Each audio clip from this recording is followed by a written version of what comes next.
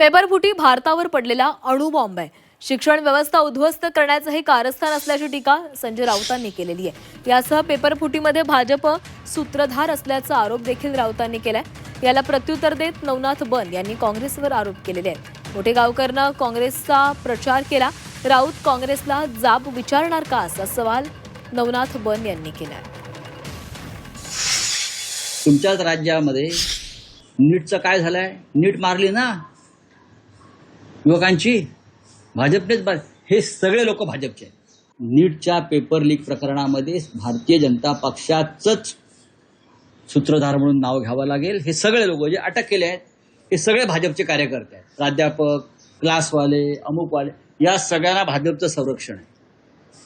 नाही तरी सांगावं, नाही मी पुरावे देतो. आपापल्या लोकांना पेपर फुटीच्या माध्यमातून चांगले गुण देण्याचा आणि वर नेण्याचा हा जो प्रकार आहे, हा भारताचं शैक्षणिक धोरण आणि गुणवत्ता उद्ध्वस्त करण्याचं हे कारस्थान आहे. हा अणुबॉम्ब आहे भारतावर पडलेला. जनाब संजय राऊत, लातूरमध्ये मोठेगावकर नावाच्या एका प्राध्यापकाला सीबीआयनं ताब्यात घेतलंय. हा मोठेगावकर तेच आहेत ज्यांनी अमित देशमुख यांचा प्रचार केला, काँग्रेसचा प्रचार केला. आता तुम्ही या प्रकरणामध्ये काँग्रेसला जाब विचारणार आहात का?